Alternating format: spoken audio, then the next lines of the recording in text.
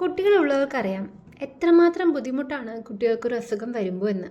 ഇപ്പോൾ മോൾക്ക് ഇവിടെ അസുഖം വന്നിട്ട് ഏകദേശം ജൂൺ മുതൽ തുടങ്ങിയ ജലദോഷമാണ് കേട്ടോ. ജൂൺ ഹാഫോടെ തുടങ്ങിയ ജലദോഷമാണ്.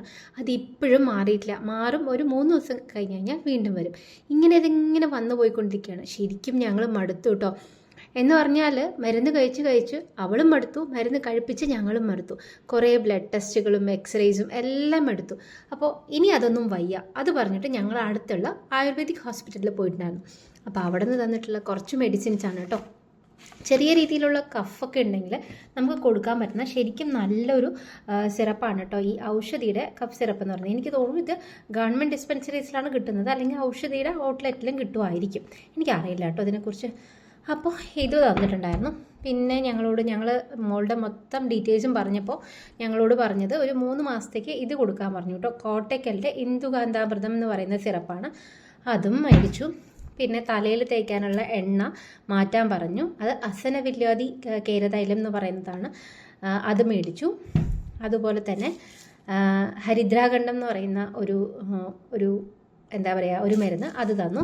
പിന്നെ എൻ്റെ ഒരു ഫ്രണ്ട് സജസ്റ്റ് ചെയ്തതാണ്, നമ്മൾ ഈ അമൃതാഞ്ജൻ വിക്സ് ഒക്കെ തേക്കുന്ന പോലെ ഒരു മരുന്നാണ് കേട്ടോ. ഇതെന്താണെന്ന് വെച്ചാൽ ബാഷ്പിക തുളസി എന്ന് പറയുന്നതാണ്. മറ്റേ നെഞ്ചിലും മൂക്കിലൊക്കെ തേക്കുന്ന നല്ല മറ്റേ സ്മെല്ലാണ്. അപ്പോൾ ഒരുപാട് കുട്ടികൾക്ക് തേച്ച് കൊടുക്കുന്നത് ജസ്റ്റ് ഒന്ന് മണപ്പിക്കുന്ന രീതിയിലൊക്കെ ആക്കാൻ വേണ്ടിയിട്ടുള്ള മെഡിക്കൽ സ്റ്റോറിലൊക്കെ അവൈലബിൾ ആണ് കേട്ടോ. ഞാൻ മെഡിക്കൽ സ്റ്റോറിൽ നിന്നാണ് മേടിച്ചത്.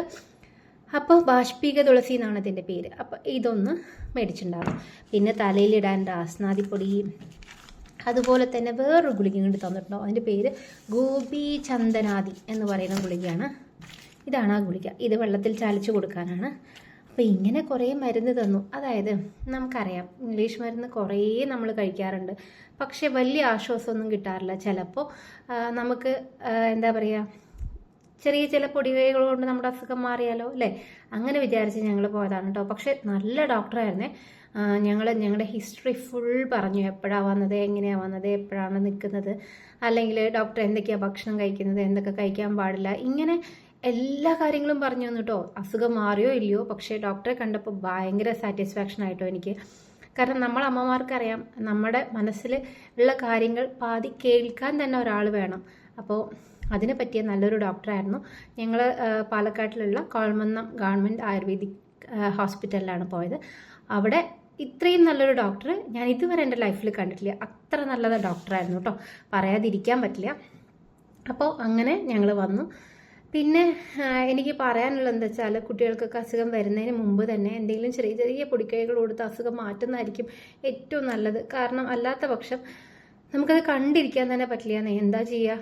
അപ്പോൾ അങ്ങനെ ഇന്നത്തെ ഞങ്ങളുടെ യാത്ര ഹോസ്പിറ്റലിലേക്കായിരുന്നു. അപ്പോൾ അത്രയേ ഉള്ളൂ. Thank you.